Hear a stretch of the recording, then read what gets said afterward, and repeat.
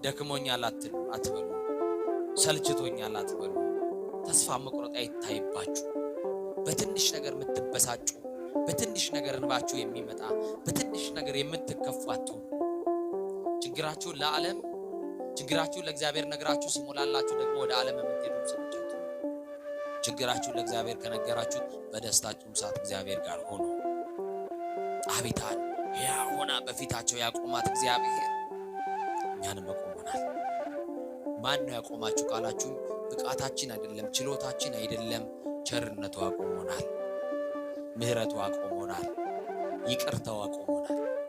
እስቲ ሁላችሁ ቸርነቱ አቆሞናል በሉ፣ ምህረቱ አቆሞናል። አያችሁ ያቆመን ማን ነው?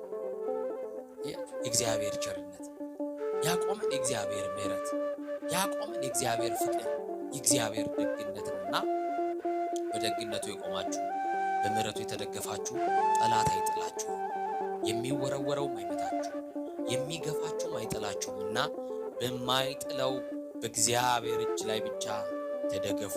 ቅዱስ ጴጥሮስ ይቺን ሴት ደርሶላት ያ ሆና በፊታቸው አቆማት እንደተባለ የኛም ያበቃው ታሪካችን ደግሞ እንደገና በእግዚአብሔር ፊት ሕይወት እንዲያገኝ ንስሐ እንግባ።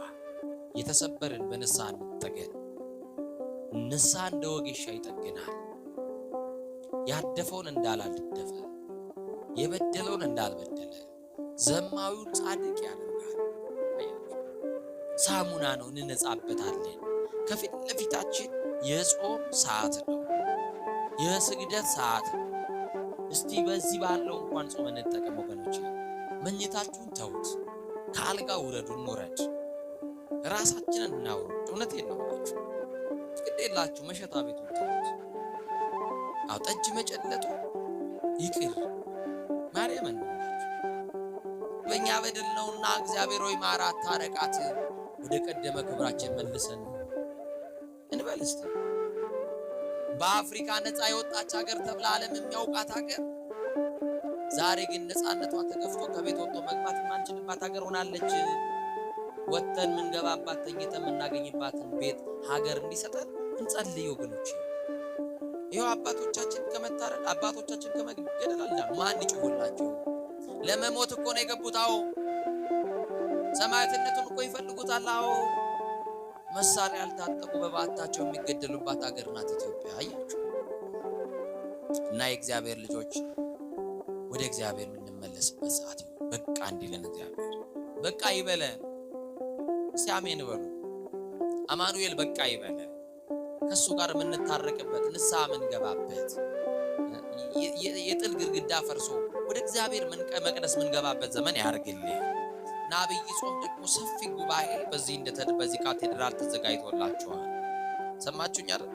ሰፊ ጉባኤ በአይነቱ ልዩ የሆነ ከዚህ ከወትሮ በፊት በላቀ ጥሩ ጉባኤ ተደርጓል። ግጠኛ ነኝ አሁን ጾሙ ሲገባ መቼም ይሄ ግቢ ቦታ እንደማይበቃ አሁን ዘርዘር ብላችኋል።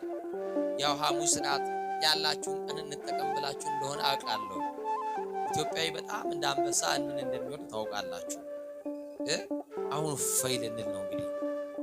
አቤት በመብላት ምክንያት ይኸው በሽተኞች ነው አይደል? እንደው ዘንድሮ ስጋ የሚበሉ ሰዎች ናቸው ታማሚዎች።